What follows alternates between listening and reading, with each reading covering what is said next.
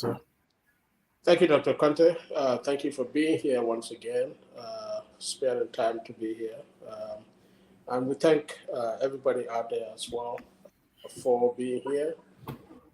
Today, Dr. Conte, we want to look at the President's speech at the United Nations General Assembly in New York City. We will also look at briefly the situation of food security in Gambia. Um, so those are the two main things we're going to talk about today. But Dr. Conte, before we go into that, I would like to say a few things briefly about the incident in New York City involving our good friend, the government spokesperson, Mr. Ibrahim E. Sankare. Um, in full disclosure, Sankare is a good friend of ours, a good friend of mine. We went to high school together. We did six forms together. We were together at Gambia College. He's a long-term friend. I consider him a very good friend and a person of integrity, a person of good character. I will not hesitate to say. However, Mr. Sankara was involved in a fracas in New York City at a restaurant where he was having breakfast and he was confronted by Gambian protesters.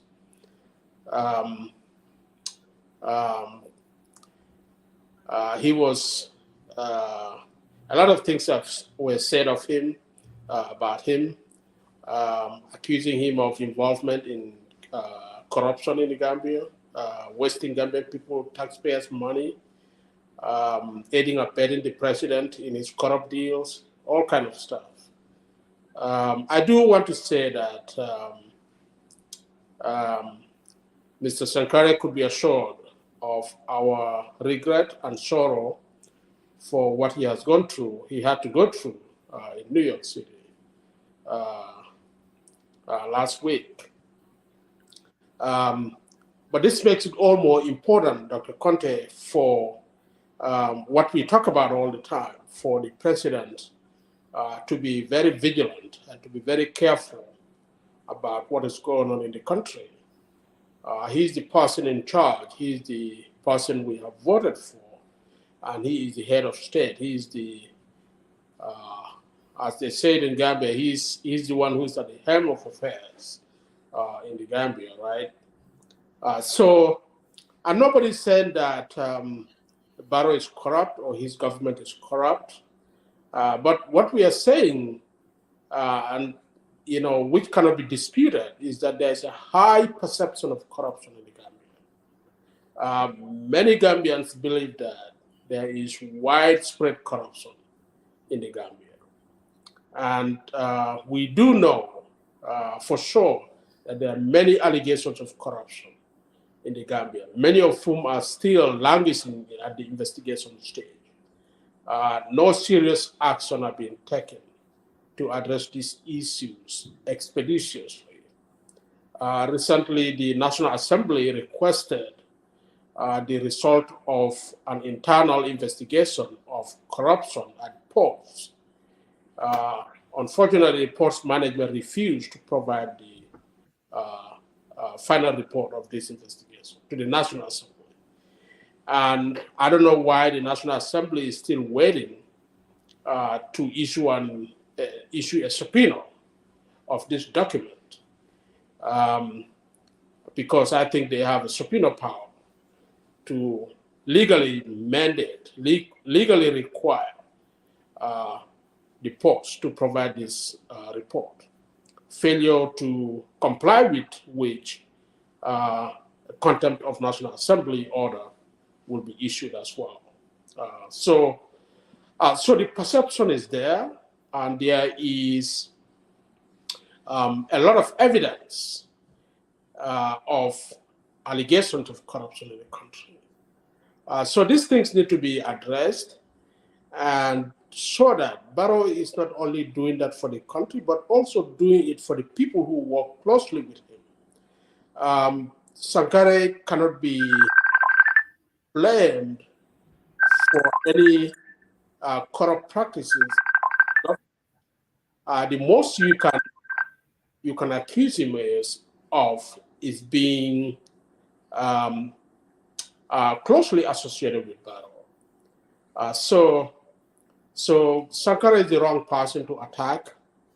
But you know, um, being close to a president who is perceived to be corrupt can sometimes come with this kind of cost. So it is unfortunate that these incidents happen. And we would only expect this to happen with Jammeh's regime. Jammeh used to face a lot of confrontation every time he stepped out of the Gambia.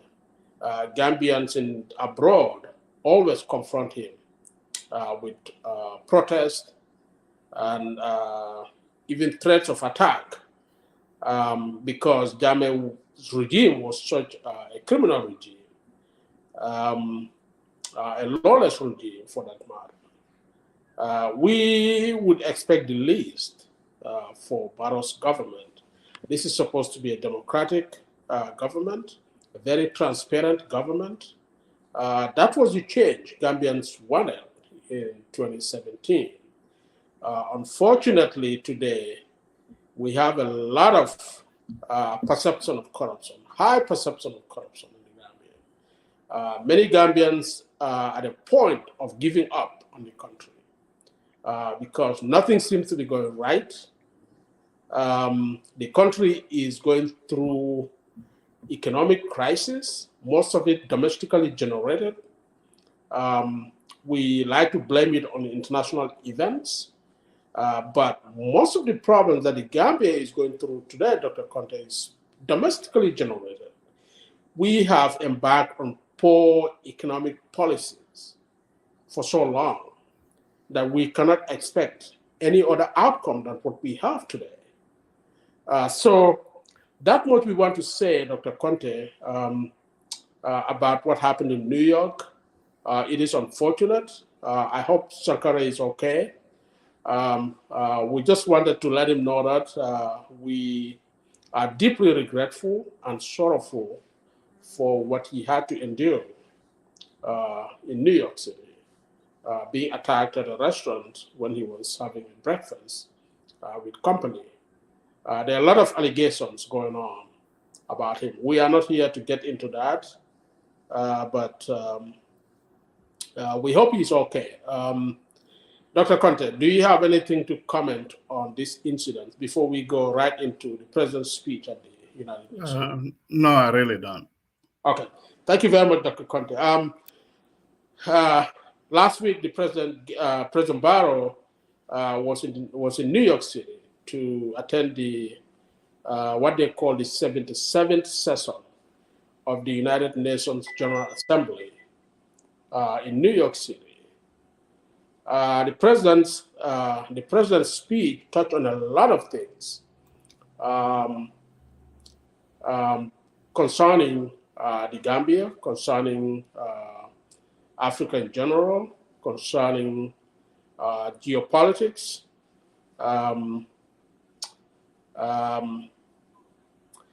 But in the speech, you can see Gambia's posture when it comes to foreign policy, right? So his positions on some of the contending issues in global politics are quite telling a little bit about Gambia's foreign policy agenda, right?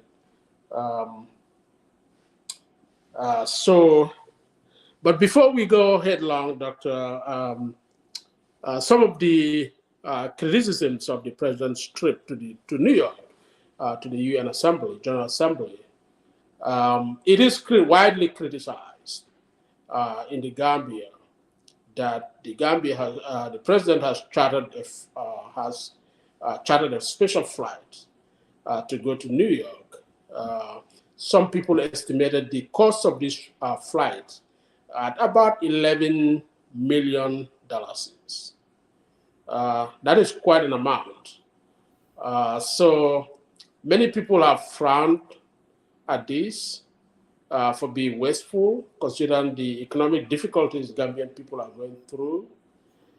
So that is one area of criticism the Barrow's trip has generated. Another area of criticism is that the president has a large delegation, a large entourage to go with him to New York. Again, some reports estimated this to be more than 30 people. Um, and you got to consider that the president has his own delegation, and the first lady has her own delegation as well. So I understand this is a large number of people en route with the president. The delegation includes the Minister of Finance, uh, uh, the Director of NIA, the government spokesperson and his deputy are both there, I understand. So all of these people are there. So, so this is also an area of criticism that Gambians are making of the president's trip to the UN. And the backdrop of all of this is that the Gambia economy is really staggering, and many Gambian families are going through very difficult times in providing for their daily needs. But the president's speech, Dr. Conte, um, mentioned high cost of living in the Gambia right now, the high cost of living crisis in the Gambia. He mentioned that. And he cited the global approach to dealing with these issues, specifically mentioned UN's global response group, the efforts they are doing in trying to mitigate these challenges that countries are facing. But Dr. Conte, the question remains, what is the Gambia doing domestically to deal with these issues? We don't seem to be doing enough to contain these pressures on our economy uh, in terms of currency depreciation, in terms of inflation, in terms of wastage of our resources, leakages. We are not really doing much, in my view, in trying to deal with these issues. Recently, the central bank reversed its decision on restricting foreign currency in the country, which is a welcome move. We thought it was a bad decision to start with, to impose that restriction. So it is a good thing that they removed that. But that only happened after the damage is done already, right? Inflation has soared in the country. Commodity prices have soared since their implementation of that restriction. So much damage has been done already. But finally, I think it's commendable that they have decided to reverse that decision. Um, the President Barrow also requested UN's assistance, security assistance to the Gambia. Um, he said that the Gambia has come a long way in moving away from dictatorship. But we still have the economic forces in the Gambia. Mostly Senegalese forces are still stationed in the Gambia. But Barrow is still asking for UN help with security. I don't know what specifically he means by that. He did not specifically cite what kind of help Gambia needs. I know the Gambia is still facing some challenges of security, mostly around Senegalese borders. But internally, I think many people don't see the need for economic forces to continue to be posted to the Gambia. It's been 5 years since Gambia returned to democracy. And even though the security sector reform is still languishing, many do not see the need for any prolonged economic presence in the Gambia again. Um, Barrow also, in bolstering the claim that the Gambia has come a long way from dictatorship, Barrow cited the upcoming local government elections in the Gambia, and he expects the contest to be very vibrant, mentioning that the Gambia is today a vibrant democracy. We have just concluded presidential elections where he emerged as victor, even though this election was contested by the main opposition party. Many Gambians and international observers believe it was free and fair. So that is a positive step towards um, the entrenchment of democracy in the Gambia. Uh, on the economic front, he also mentioned the Gambia's transition to from the current NDP, National Development Plan, to a new one. They are trying to bring in a new national development program. Um, so he mentioned that, and he suggested that Gambia needs support in transforming and growing our economy in that respect. But um, I don't know what is the Gambia's assessment of the current national development plan. It looks like the current national development plan has long been jettisoned, has been thrown out the window. So they probably should tell the Gambians how far this current NDP has succeeded. We remember when the regime came to office newly, Dr. Conte, there was a lot of mobilization of funds from external sources. Um, so we don't know exactly how these funds were utilized and how they have gone to um, help achieve the goals of the current national development program. But nonetheless, a new one is about to be implemented, and we'll see how that works out. President Barrow also talked about women and youth empowerment in the country, and these are critical. We to the Gambia, but much of these need to come from internal mobilization, right? We need to bring in policies that empower youth and women, right? Young people, and particularly women. We need to have laws that protect not only youth employment, but also women's rights, right? Hillary Clinton says often that women's rights are human rights, right? We need to empower our women to be protected domestically. Family laws need to be protected, strengthened to protect women and their children. Employment laws need to protect women and their rights to access to not only education but also employment, right? And their rights at the workplace need to be protected so they can take up employment without any fear of um, harassment, fear of hostile environment.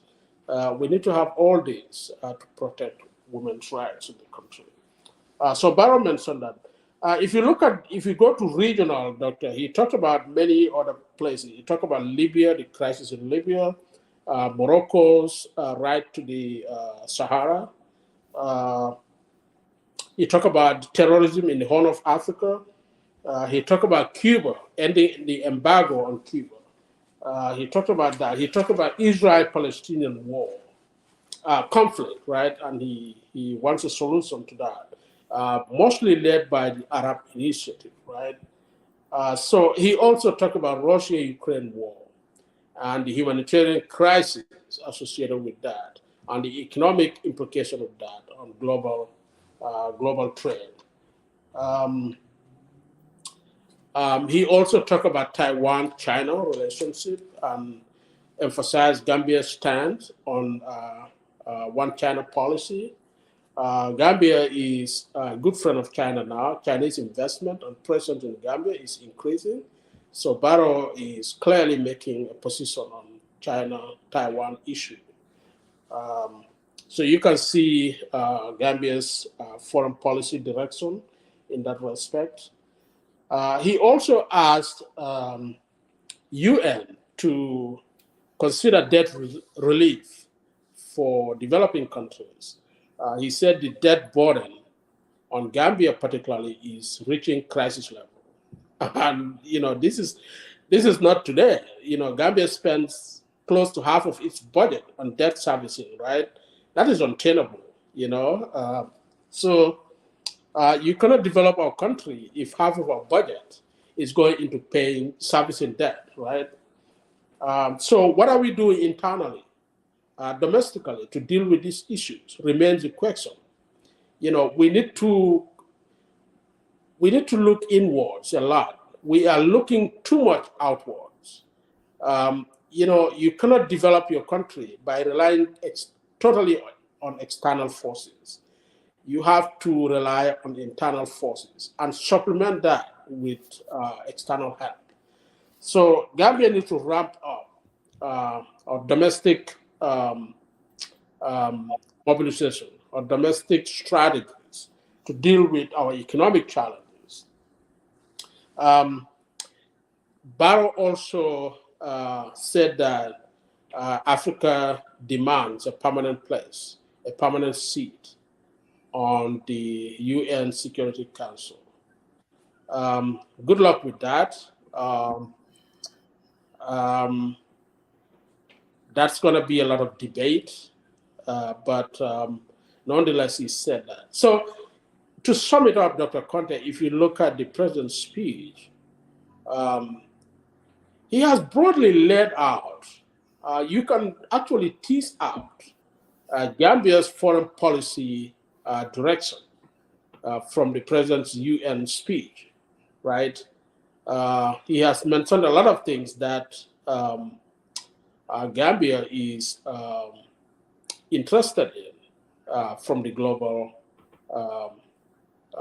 community in terms of issues in Gambia, issues in Africa, and issues in some of the key allies of the Gambia in the region. He also talked about, I think he talked about the issue of the Rohingyas currently at the UN.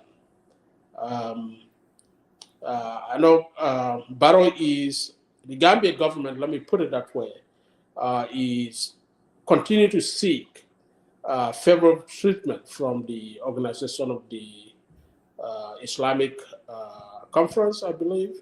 And so issues of the Rohingyas, issues of Palestinians remain priorities for the Gambia in respect to building its relationship with the Arab Islamic world, right? And Gambia is a long-term friend of Cuba. We have received economic and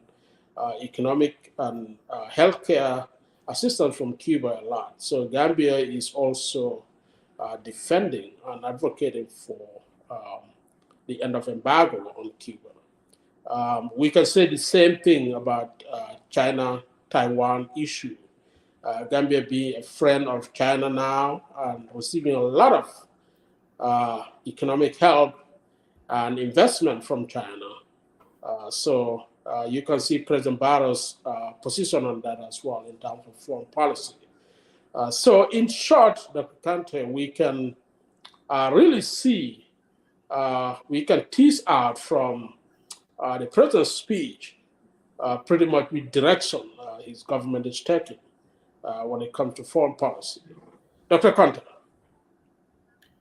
Well, all I can just add, thank you, is what was the essence to have these large groups of people coming to the UN, and what role, if any, does the Minister of Finance has?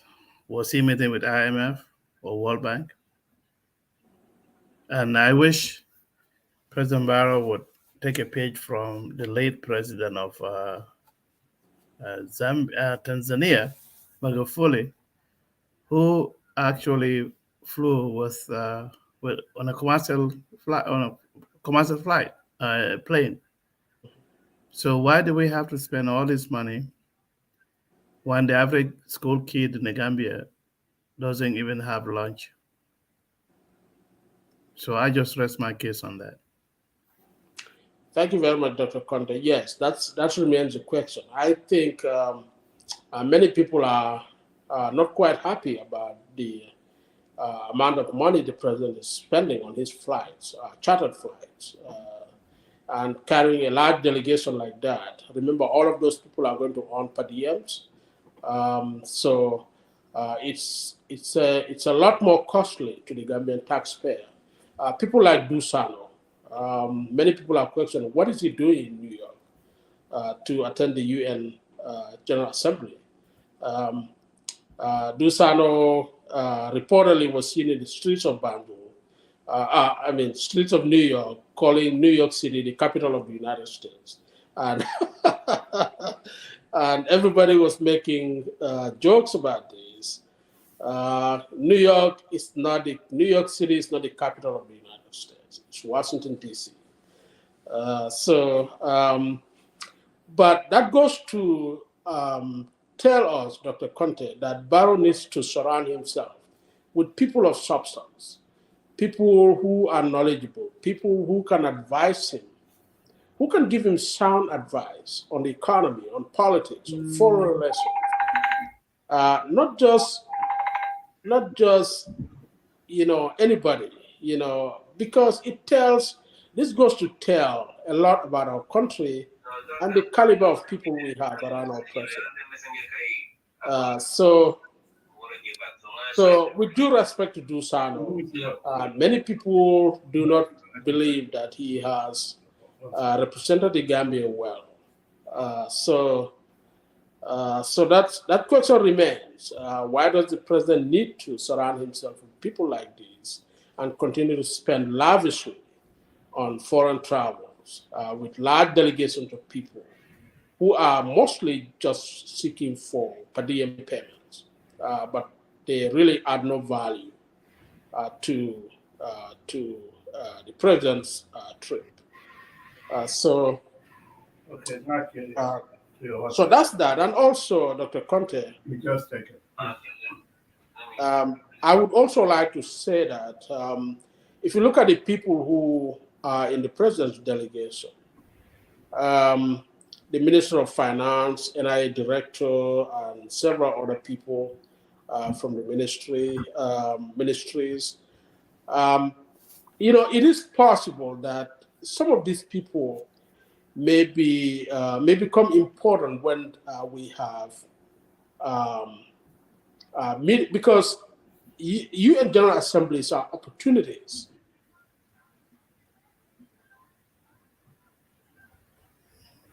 Okay, Mr. Jata is momentarily off. Okay, are you back? So again, we were talking about the president's visit to the United Nations. And Mr. Jata, can you hear me? Okay, he's off. And then maybe he'll come. Is he talking? For one reason. Let me see.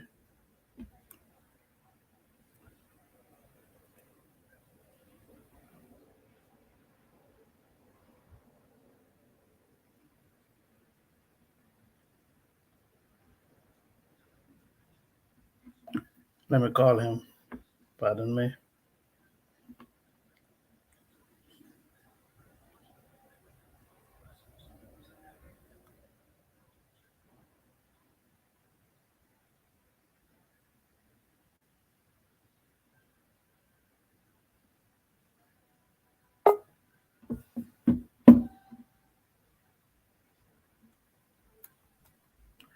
Okay, Mr. Colleague. Bismillah. Yeah, so I'm waiting on Mr. Jata. It seems like he's off, so allow me to call him and let me see whether he's available. But I cannot hear him.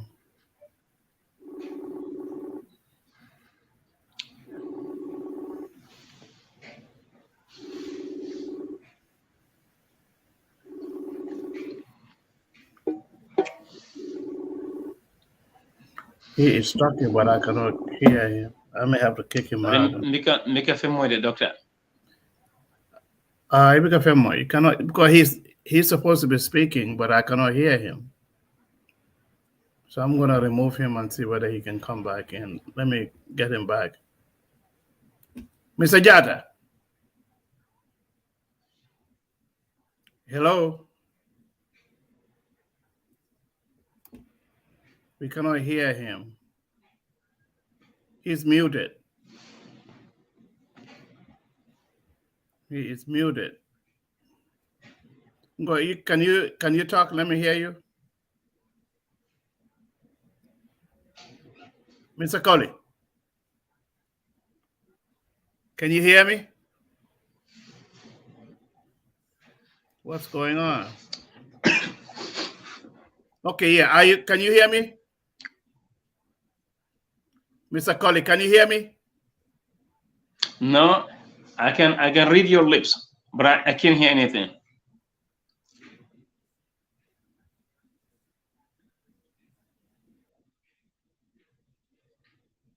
Maybe somebody needs to unmute me. Can you hear me?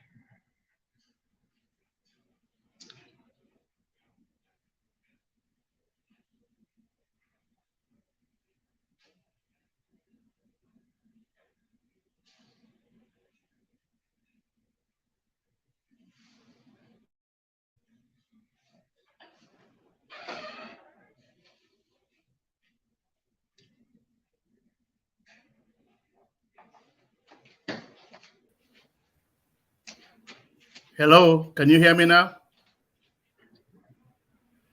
Can you hear me now? Can you guys hear me? I think my mic is working. It shows in the settings that it's working. Okay, well, can you talk? I still cannot hear you. Okay, let me.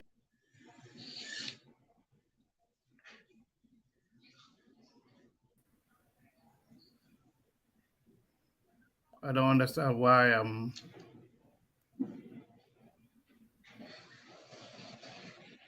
I'm not hearing you guys, so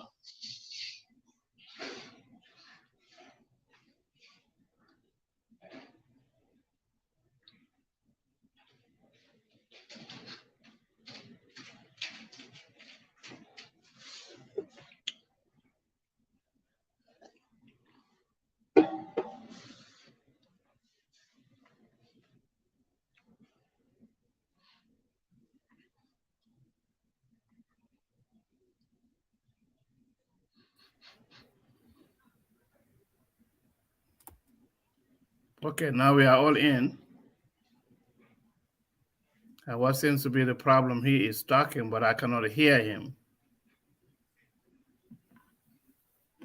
I may have to call him.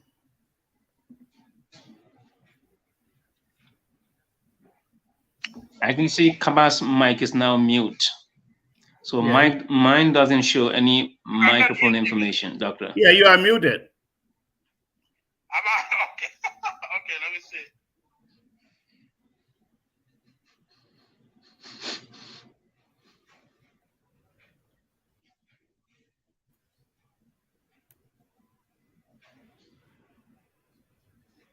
Yeah, he's muted.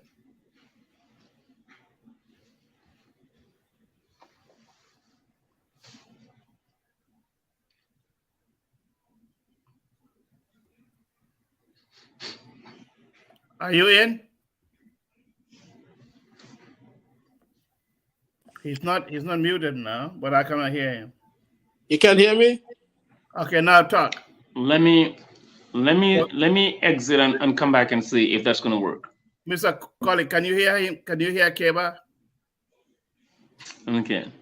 I can hear. Keba, say something. I can hear him. Okay, so now go ahead. We were out. Just go ahead now. Who's going to have a calling on me? No, you go ahead and finish your speech because we couldn't hear you. Okay. So I was just talking about the ambassador's speech to the UN, U.S. ambassador, talking about investment into food security in the Gambia. So I was saying that, Dr. Conte, this is welcome and it's well and good, but I think the bulk of this work needs to come from internal. Okay. The Gambia needs to buckle up. You know, we have the resources, we have the manpower. Yeah, so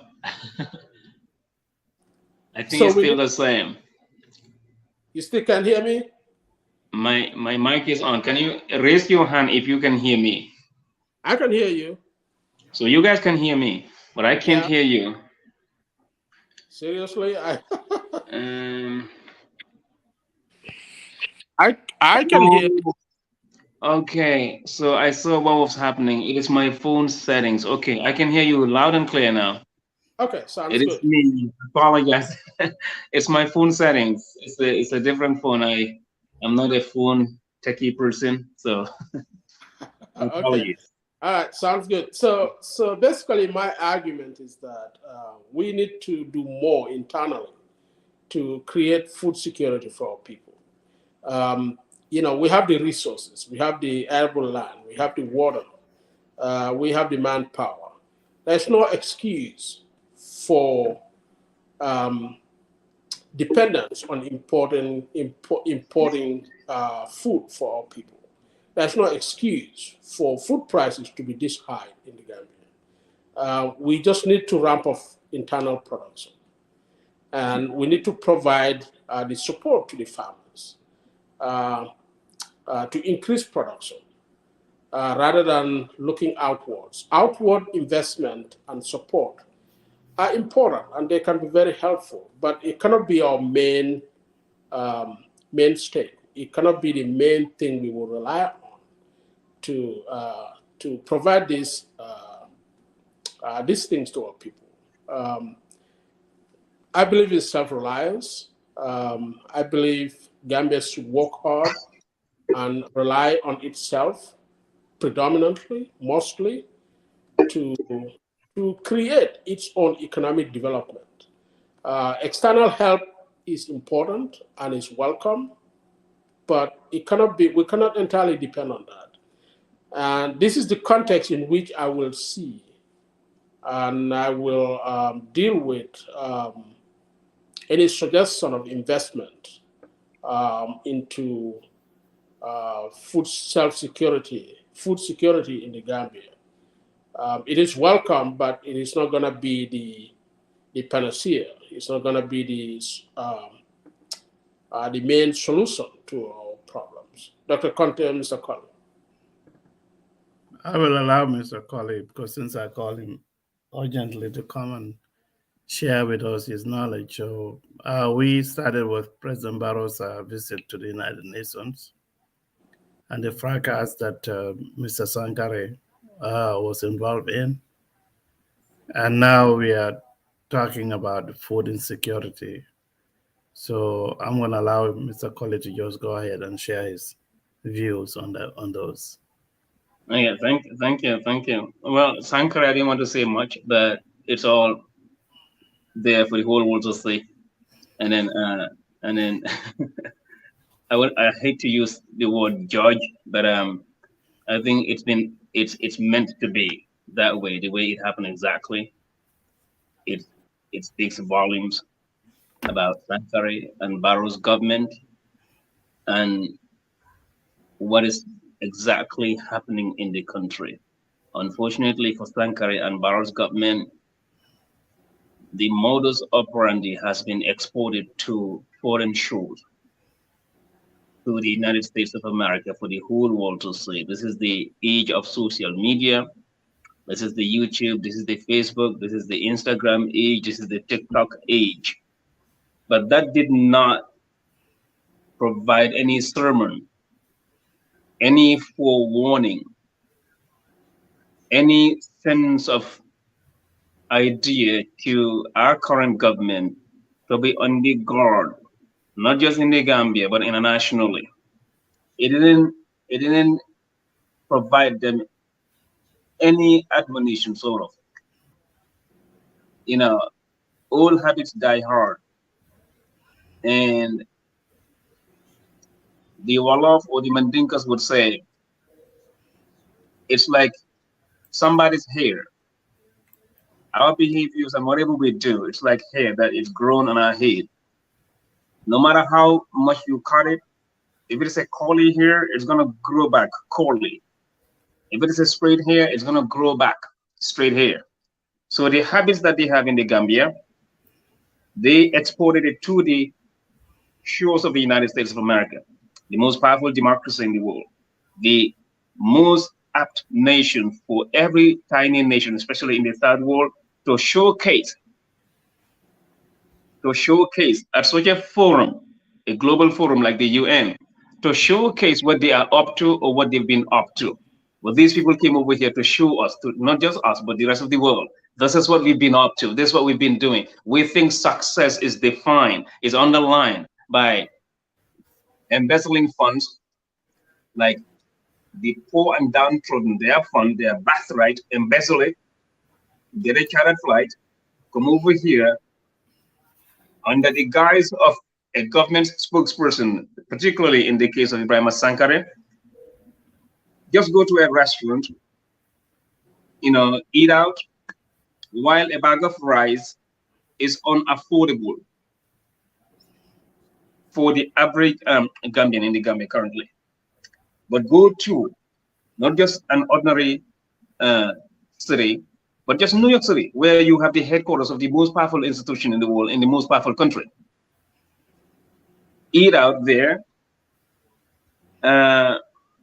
Let the camera frames roll on a girl purportedly, maybe, I don't know if it's an escort or if it's I don't care. That lady has no business while this guy is on an official mission. Let Sankare come out and talk to the world about that girl that came in the girl that the camera captured. We don't even care about the girl. But isn't it so ironical that Sankare, if you look at the guy's physique,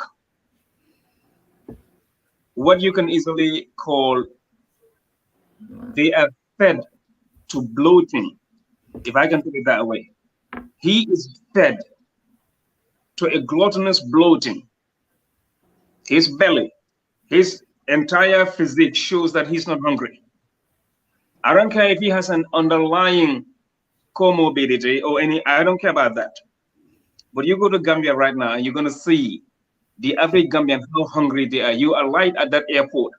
The first thing you're going to see is poverty and hunger. People are hungry in the Gambia.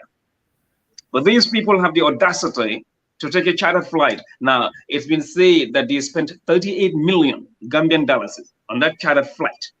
The one Dusano was sporting, he was sporting a chartered flight stairs. He was alighting majestically from the cabin of that flight.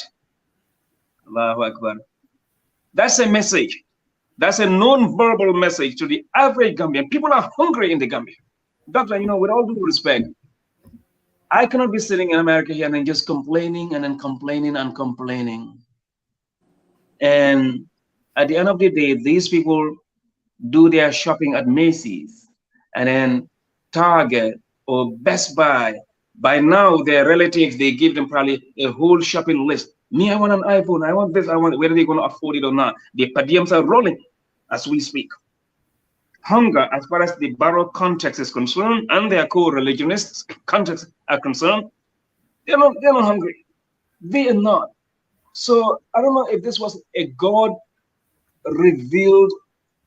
apparition, if I can put it that way, that Sankare will be caught on camera eating out in the most expensive city in the world, probably one of the most expensive, if not the most expensive, at the most powerful institutions so-called invitation to come and attend a global summit, UN General Assembly, only to be caught at a restaurant, cameras are rolling, informally. It's not a CNN camera, it's just somebody, a random guy. Oh God, this cannot be coincidence, doctor. While Gambians are hungry, they have their per diems, they have unflinching amounts of money to spend. But just a quick reminder before I close. I don't know if you guys saw a picture of a guy, I think it's a fuller guy, laying in bed at home, his mother, almost in tears, because they did a surgery on the guy. He is like only bones right now. I've never seen a Gambian that emaciated. I have never. Now you contrast that guy. I will send you a video. Maybe you guys have already seen it. I'll send you a video of that guy. The guy did a surgery in one of the hospitals in the Gambia. They discharged him prematurely before his wounds healed. Now his condition has deteriorated. Okay. Now his intestines are almost out. So in America here, we insert what they call a G tube. All Barrow has to do, because that's a rare condition. That's a rare. You don't see that often in the Gambia.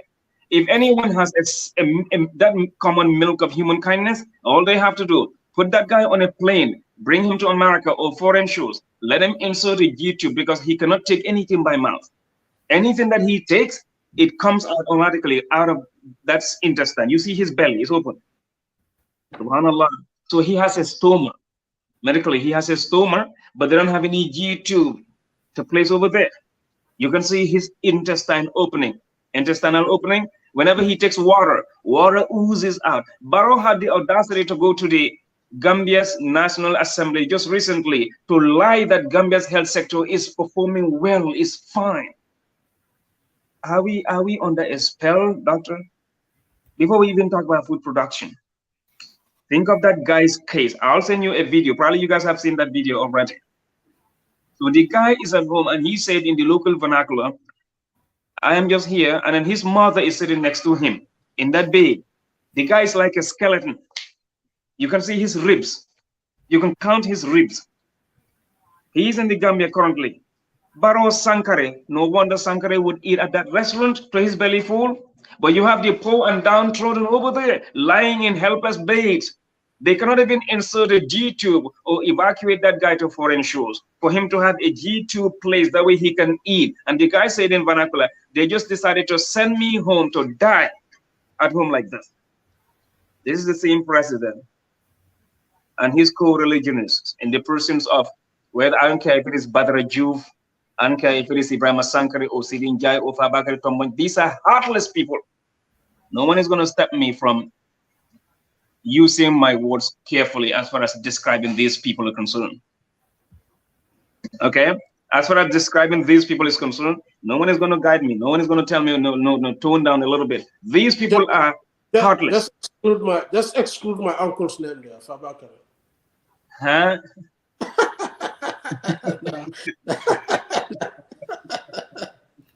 My brother, you know they say in Mandinka nyingo buka kaira jale. So that's why I didn't want to focus on Sankare a lot too much, but it's very, very difficult not to. Okay, so that's why I wanted to have that collectivist approach to the whole thesis. Okay, so it's Barrow. Barrow is Barrow is the alkali. Barrow is the samurai. He's the Kaiser. If I can put it that way. Barrow is the Kaiser. And if Sankara is doing that, he has the guts to do that. He knows very well, oh, I'm going to get away with it.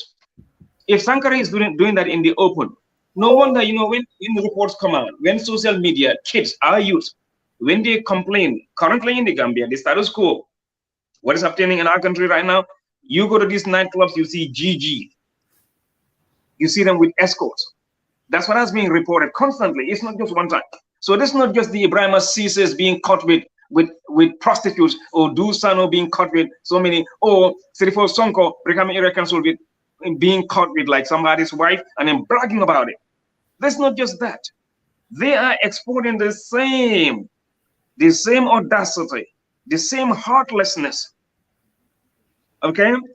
The same behemoth behavior, they are exporting it to foreign shores. And is this not like a World Cup invitation, like a FIFA games they've been invited to? No, this is nothing like that. This is the most formal gathering you can think of, besides the Hajj or any other probably religious gathering. This is when you come to showcase your nation stands on everything about humanity, especially humanity within your own frontiers. This is the time to do that. Or this is the time to lament problems that are confronting your territory, your country, your nation, and its people. This is the time for that. You either showcase this is what we got, or you lament this is what we don't have. But look at what they are doing. Everything far from that is what they're doing. And I don't know where they arrange that so-called award to Adama Barrow. What award? Who is going to award a president whose nation has on the global human index, the human index, HDI, Human Development Index, Gambia, I think the last census came out probably recently. I haven't had hands on that. I haven't laid hands on that. But previously, the one that was there, I think in 2020 or 2019 or 2021, the one that was there, out of 189 countries or 180, yeah, out of 189 countries or more, Gambia ranked 172. So we were ahead of only 10 nations or less. Human Development Index. This is more than pathetic. So which means, to break it down to people that are not economists, I'm not an economist, but I think we all know what the Human Development Index measures. So that yardstick measures key areas, especially health, education, agriculture. How easily are these areas, are these developments, how are they easily accessible to the average Joe in a given nation?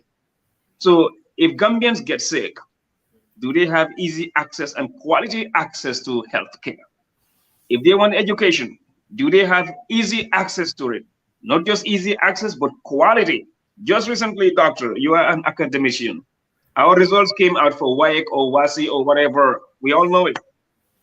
I don't think that debacle, educational debacle, ever happened in our history. I stand to be corrected. Tell me if it has happened before, where such a humongous percentage of kids fail and they feel so woefully. So every area you assess this Barrow government, doctor, then it's not just a failure, but it's like a macabre. This is pathetic, more than pathetic, beyond that. But yet still, they will take a chartered flight, $38 million. And they have a history of doing such things. Patuba Kodole happened because of that. Barrow was mute on it. The government, they were all mute on it. Ibrahim Sankari with that, with all the bragging about academics, oh, I am this, I'm the spokesperson, I have a background in literature. He would not say a word on the $35 million deposited into the First Lady's bank account, only for Barrow years later to come and disclose, let the cat out of the bag, that actually that was the 700 and something, 54,000 US dollars they spent on tickets to go somewhere, I think in China or some Asian country. I don't know if it is China or Turkey. It was a foreign visit again. 700 and something thousand US dollars. Dr. Wallahi, with all due respect to any Gambian, if I would spend that amount of money, if I would spend any amount of money to that measure on a trip, that trip, it will better be some trip that is going to bring gold, diamond, skyscrapers, a vibrant healthcare, a vibrant education sector, a vibrant economy, just that one trip. I'm not going to, no one has any right, no human being has any right to spend that kind of money on tickets. So that was the first major extravaganza on foreign trips by this government. It came out of the president's own mouth. So 35 million, that company, it turned out to be, truth be told, that money was deposited by a Chinese company. It was an Asian company, I guess. That's what, you all know the story. Deposited into the First Lady's bank account as a bribe for that company to be giving contracts or concessions for our electricity. But, you know, Barrow, Billahi, Wallahi, Barrow, these people, I'm tired of, you know, like you already in Dr. Conde's diction, we're tired of theorizing to to Gambians, but most with the government. I am also I'm tired of continuing with the same theories. Oh, this, you know, this is what is supposed to be done. This, we cannot be lecturing to Gambians continuously. We don't have time. We don't have the health. We don't have the energy. We don't have the youth. Time is precious. How long can we be sitting and having forward like this? And they ignore, they don't care. No wonder Ibrahim Sankare will be caught with like an escort. I don't care if that's an escort or a hotel friend, or I don't care. I don't care. You know, when they come to Africa, they like to, when they come to America or the Western world, they try to impress. They try to impress girls that they meet over here or people. Or all they need to do is just show them a badge, you know. And sometimes they can even lie. I'm the minister of this, or I'm a big figure in my country, just to create that false impression with the hotel staff or the next prostitute they meet in the street or somewhere. African government officials, they have a habit of doing this. Meanwhile, that guy who is laying in bed with his intestines out, You can see water oozing. I'm gonna send you guys a WhatsApp video of that if you guys don't have it. This is that I can go on forever. I know you guys can tell them. Sometimes when I wake up, I have this. It's like something has just something has just allotted me, and then my mind will just travel so fast back to Gambia. What is going to be the next thing that's going to be so gut wrenching? And they keep doing it. Thank you, Mr. Colley. Thank you, Mr. Colley. Thank you for that contribution. Yes, you are right. I get worried about the future of the Gambia as well because of all the things going on. Anything can happen. Frankly speaking, there is a high sense of high perception of corruption and mismanagement in the country, high incidence of scandals going on in the country. To an extent, it kind of matched the pre 1994 situation in the Gambia. So it concerns me a lot. When citizens are pushed to the wall, they can take drastic measures. We've seen it in Sri Lanka recently. We've seen it in other places in Africa recently. So Gambia must be very, very careful. I know Barrow is not very intellectually oriented. He doesn't understand many of these economic dynamics in the country.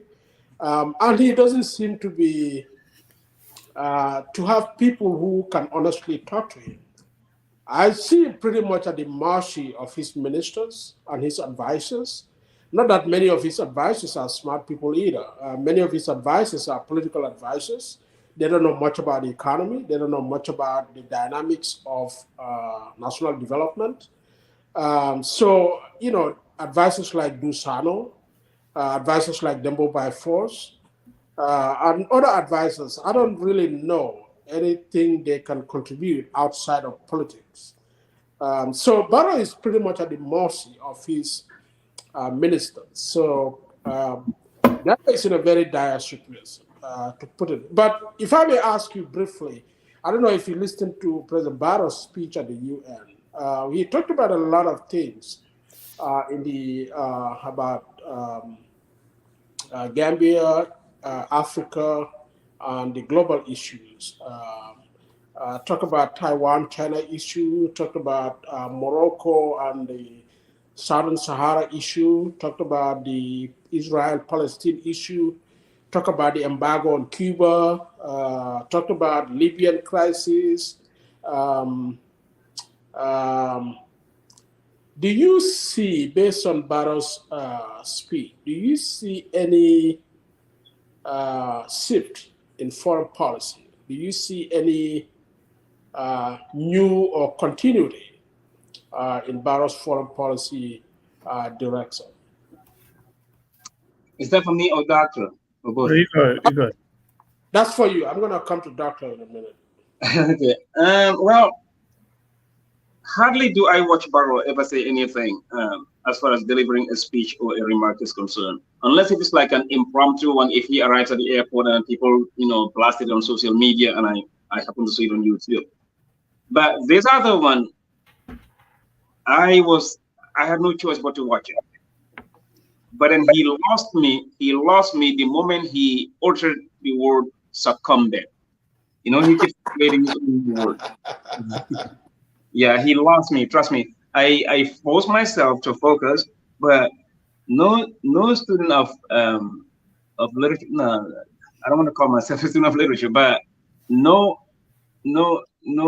high school graduate. Even if you graduate just from high school, you spend 12 years at least of your life doing the same thing, going to school, back and forth, reading, unless if you didn't read. 12 years of your life at least, no matter how bad things are. The whole world was watching you. Those that watch the UN, they outnumber those that are in the building itself. So forget about the empty room that he was addressing. It was like half a quarter full, right? A quarter full or even less. That's how they treat African heads of states. Whenever they're delivering their remarks, they go. All the G8, G20 countries, they all leave. They don't care. because to them we from like shithole countries with low IQs, like Barrow himself. There is no way to euphemize this. This is the best way to say it. That's how they see us as these third world countries from Africa. These a bunch of niggas from third world countries. Especially if Barrow walks in it by uttering succumbed. Wallahi, that's what people say. Is that Mr. Collins? Is that worse than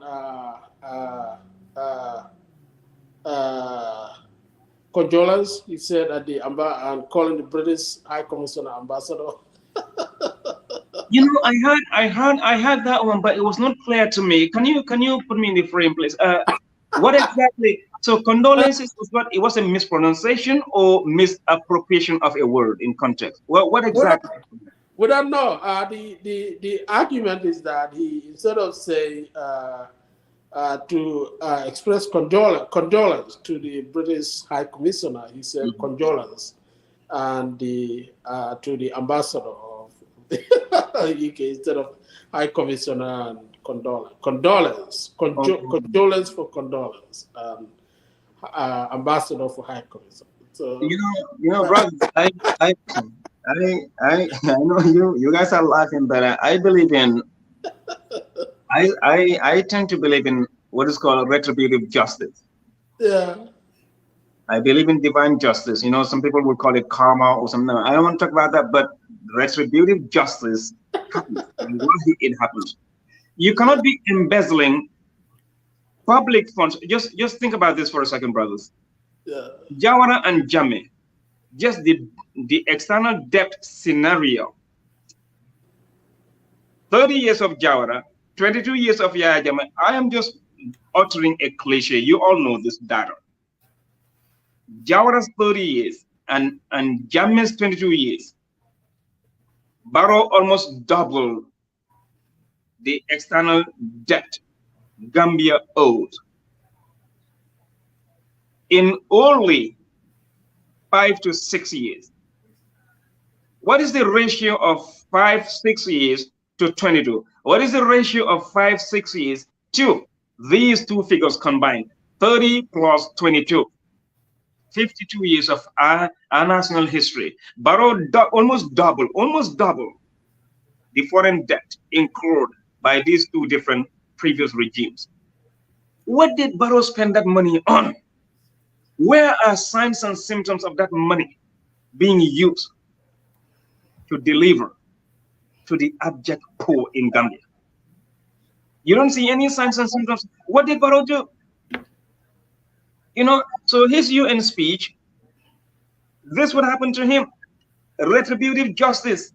His condolences to UK ambassador, whatever, that other gaff, these are all retributive justices, because if the masses want to rise, what do? They tear gas you. And then Barrow would go and brag about it. Okay?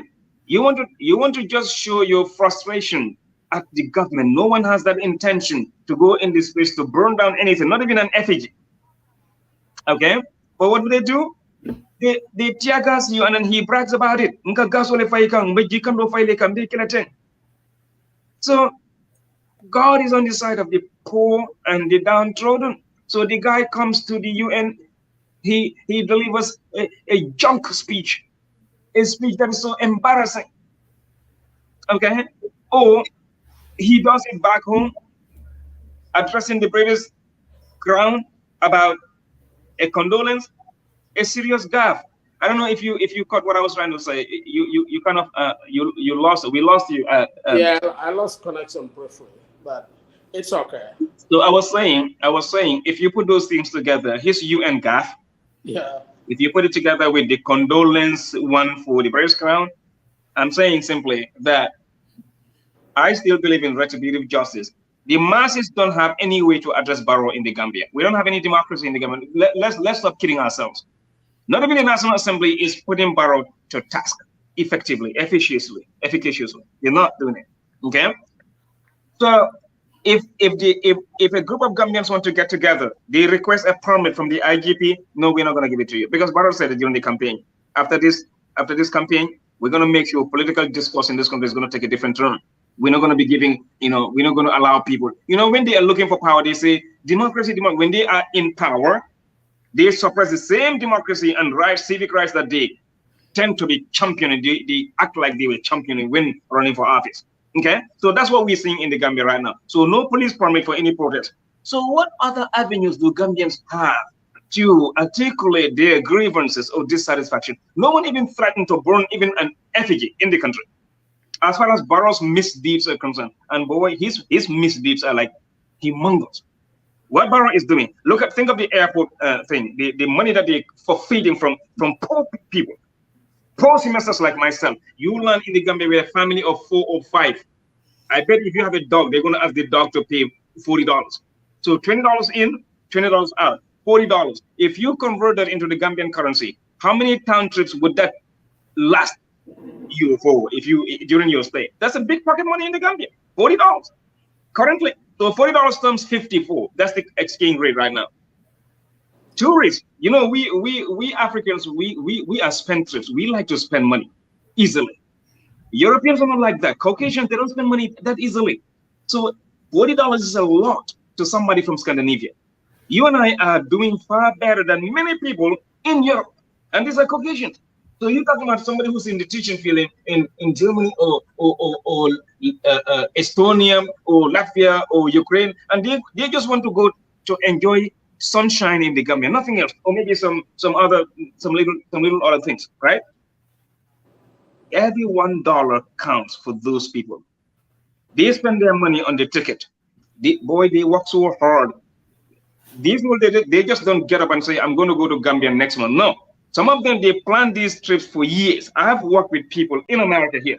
They want to go to Jamaica. They start saving. They work overtime. I used to work at a factory a long time ago, and I work with people. They want to go to Jamaica. Americans, Caucasians, they'll say, man, I'm putting in so many overtime. And I ask them, why are you doing this? Well, I'm saving because I want to go to Jamaica. You want to tell that factory worker in England, that factory worker in some other shows in Europe, that all that overtime that he put in just to buy a ticket, pay for the hotel and other reservations, the camera that they're going to have, because they want to have the best souvenir, right? All the expenses put aside, you want to tell that tourist you're going to pay an additional $40. Now, don't forget this. Even to bargain for a plane ticket, do you know how much effort people put in bargaining for a plane ticket to save even $5? They don't take any chances.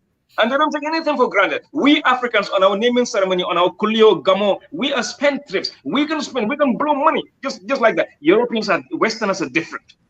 Even to buy that ticket, if they see Delta is selling, Delta doesn't have any discount right now. They don't have anything on sale. They're selling a ticket from Washington or JFK to Dakar. If they are selling like 1,300. A New Yorker, a real New Yorker. I'm not saying a Gambian. Even some Gambians that have been here, we also look for like the cheaper way. A real European, if they see a $5 difference between plane tickets, company to company, they're going to go for the cheaper one, even if it is 2 cents. Now you telling me how much thought processing is involved in that? How far do they go cerebrally into doing all that calculations, man? They just want to save money. The little euro or the little half of a euro that they could save, or a pound sterling or whatever currency, the list that they have, they will save it. And you telling those same people, oh, €1? No, we're not asking you for €1. We're asking you for €40 or $40. You embarrass them. Some of them, when they enjoy their holiday, they're gone. They don't have any money left, not even a cigarette. They're going back, and you telling them to give you another €20 or $20. You are embarrassing your guests. We have a disaster for a government in the Gambia. And we will have a government official, a so-called respected government official, with the same audacity in spending our money. They will go with the same inkling to tell the world that Gambia is not a safe destination. They announce it inadvertently. They don't even know that this is causing a serious damage to our industry, our tourism industry in the Gambia. Oh, well, this guy, he's not a minister. I think it's an NIA, big shot or something. I don't even know the guy's name. I don't remember it. But I read it. Yeah, I remember the one you talk about. Good. What did he say recently? He said every single day, I'm paraphrasing, he said every single day he fears that, a bomb is going to explode somewhere. He goes to bed worrying when the next bomb is going to explode. Do you know what that was? A headline. I am Yeah, tired of writing. That's why I didn't even write, because I got some information. Even in America here, they were concerned yeah. because they have He their had embassy over there. he had to retract that statement. He said You he see how was. stupid they are. You see how Yeah, silly these people are. It is yeah, all retributive justice. You are suckling. You are yeah. sucking the blood out of these poor citizens, and you think they're going to throw flowers at your feet? No, that's not going to happen. The Yeah. damage that statement did. I got some information. Even Washington, they were concerned. Now you can tell journalists to dig this. I'm not going to do it. I'm tired. Wallahi, I'm tired of writing. America was concerned because they have their embassy over there. They have their interest Yeah, in the Atlantic. many people were concerned. It's an unfortunate statement. I think he realized the gravity of that statement. But thank you very much, Mr. Colley. Thank you for that wonderful contribution.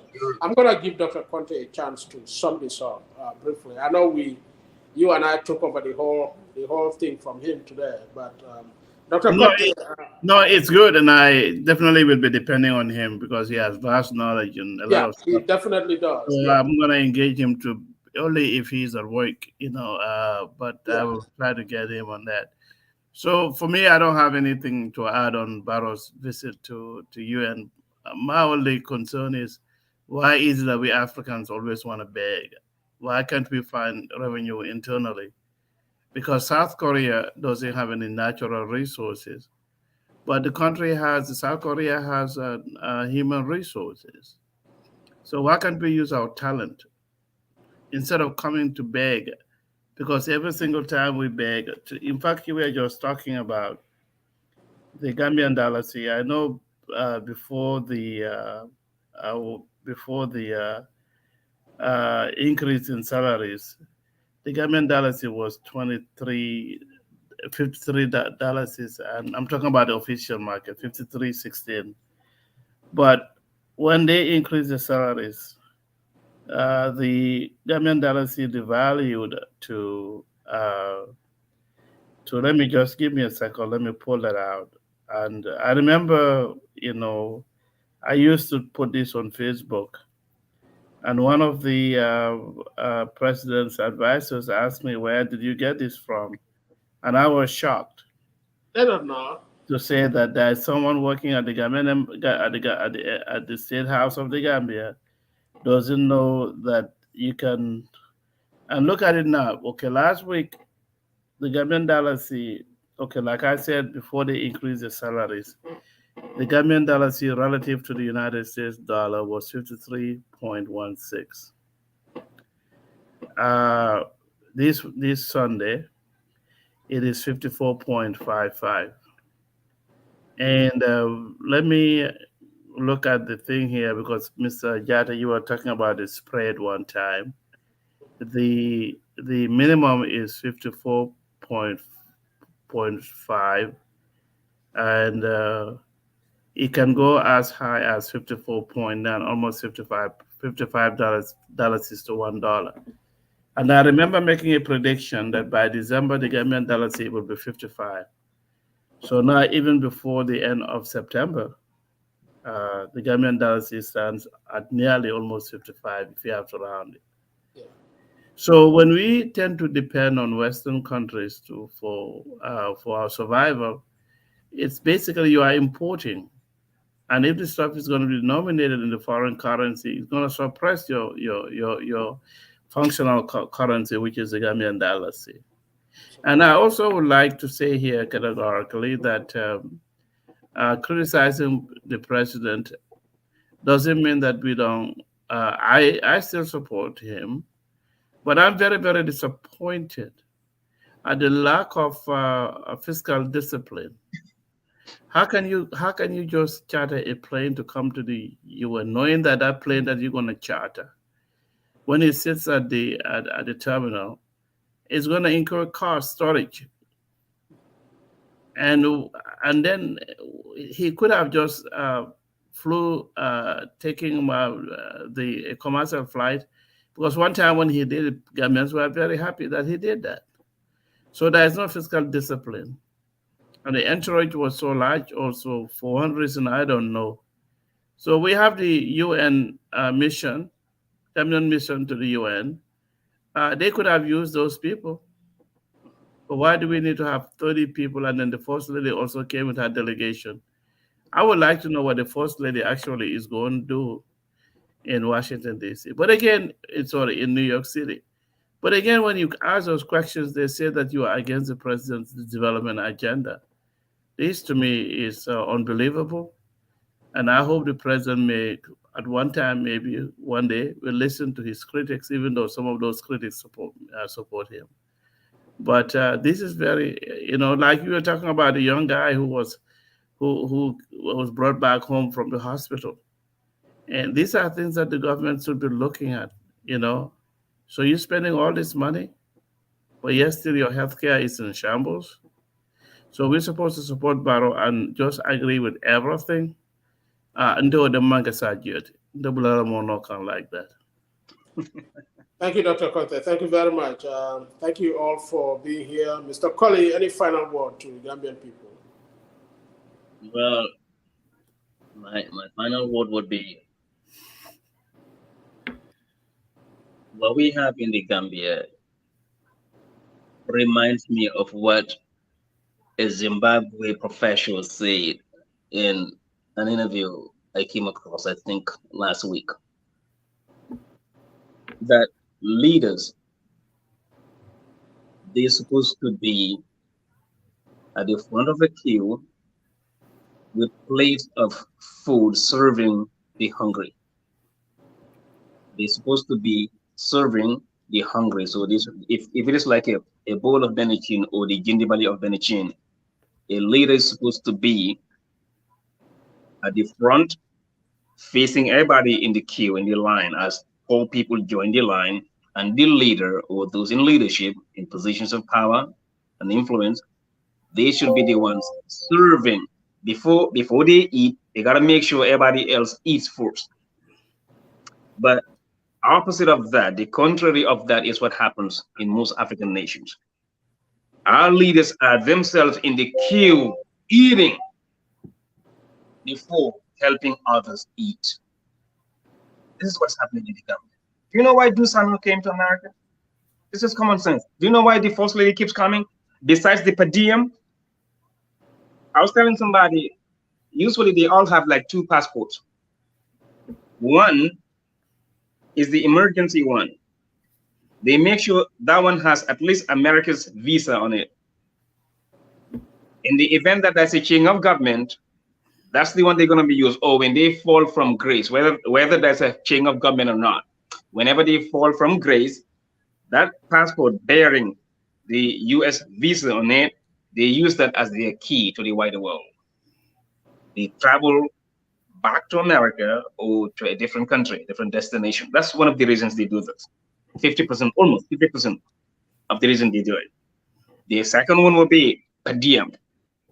The third one, if any, would be for leisure and then bragging. I've been in America. Hey, that's the reason Dusano took that photograph of him sitting so rudely in that plane.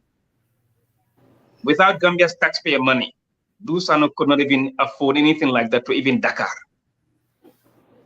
So you're talking about a 40-member delegation. Wallahi, brothers, this is so gut-wrenching. But I am advising Gambians, my final word. You see that Dusano picture? As disgusting as it is, when he was sitting in that business class chartered flight cabin, he took a picture of himself, a selfie, or whoever did it. They do it they think that they are making UDP supporters or the opposition go mad or crazy. Right? When he was alighting, it's a concerted effort somewhere. Somebody also took the same photo of the same Dusano, the same spendthrift, the same good for nothing, when he was alighting the stairs of the plane. So two different photographs, right? Sending signals and messages. I'm telling Gambians, let's make these photographs very useful. These are not just souvenirs. Let's keep them. I'm going to download mine and their videos. Let's keep them. Sana Manjang. Can you imagine if there's a video of Sana Manjang doing almost the same thing to Gambians and Gambia's money before? And then now people are repeatedly playing that video or photograph on GRTS as a slideshow. Can you imagine how Sana Manjang would feel today, wherever he is? We got to use wisdom, wallahi, to deal with these people. Dusano, we are going to use these same photographs, whether we're going to be, God knows where that's going to find me. Our children and their children's children, wherever you are, wherever your children are going to be, one day, inshallah, Gambians would use these same photographs to tell you, Dusano, this is your legacy, this is your history, this is all you came to this earth to do. Embezzle our funds, take a selfie of yourself on a plane at the expense of those people that have their guts out, their belly, their intestines out because of poor healthcare in the Gambia. We're going to use the same photograph to turn the tables around to remind you of your insolence and your evil nature. These people they have corruption at dizzying heights. That's going to be my last word to Gambians. Thank you, Mr. Colley. Thank you very much. Thank you, Dr. Conte. We're going to end this here. We'll be back next Sunday. I hope we can get you back on, Mr. Colley, and talk to you some more. We want to thank everybody out there. Have a wonderful Sunday. We'll meet again next week. Bye-bye. Thank you. Bye-bye. Yes.